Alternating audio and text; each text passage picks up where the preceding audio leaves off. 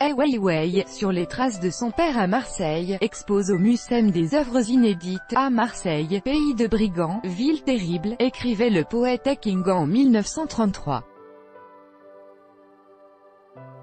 Au Mucem, son fils Ai Weiwei revient sur ce voyage dans la cité phocéenne en exposant des souvenirs de cette épopée, sans perdre son sens de la provocation. En 1929, le grand poète chinois Ai King, 1910 à 1996, découvre l'Occident en débarquant à Marseille, ébloui et terrifié à la fois par la violence, la folie, de la ville et ses bras géants qui se tendent vers la mer. Près d'un siècle plus tard, son fils revient sur ses pas par le biais d'une exposition au Mucem, construit sur les quais de la Joliette où le paquebot transportant Ai King avait accosté. Il a été très ému quand on a visité le port marchand pour retracer l'arrivée du bateau, raconte Judith Benamou-Huet, la commissaire de l'exposition d'Ai Weiwei.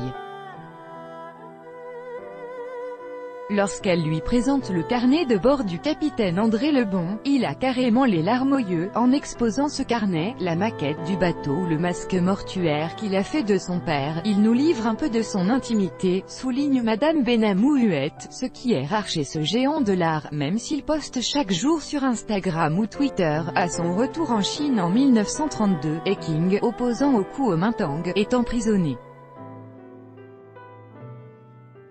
Il a ensuite dû laver des latrines pendant des années et brûler ses poèmes devant ses enfants, raconte Madame Benamou-Huet.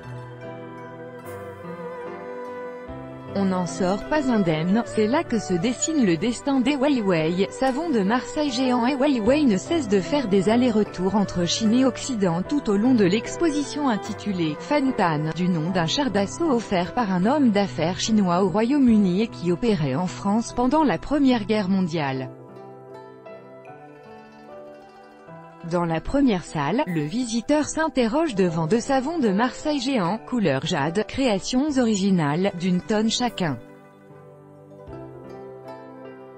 Sur l'un, l'artiste a gravé la Déclaration des droits de l'homme, et sur l'autre la Déclaration des droits de la femme, d'Olympe de Gouges. Quand je fais une exposition dans n'importe quel lieu, j'essaie de trouver un lien avec la culture locale, la langue ou la tradition de cet endroit, a-t-il expliqué à la Provence. Juste derrière les savons, un pavillon de bois, structure traditionnelle de l'époque Ming, repeint de couleur pastel, est posé sur des globes de cristal.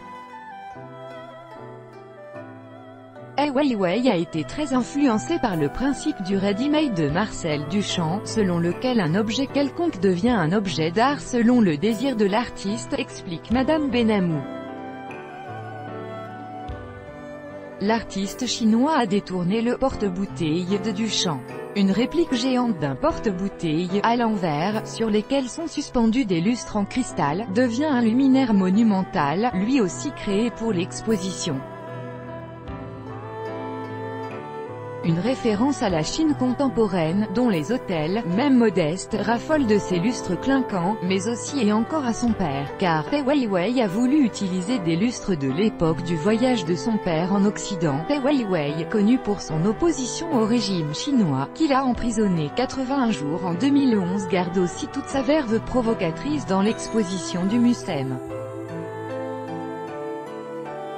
Un doigt d'honneur est reproduit sous toutes ses formes, en motif répétitif d'une vaisselle de porcelaine, en moulage de verre ou encore dans ses études de perspective, où le doigt d'honneur vise la Tour Eiffel ou la Joconde.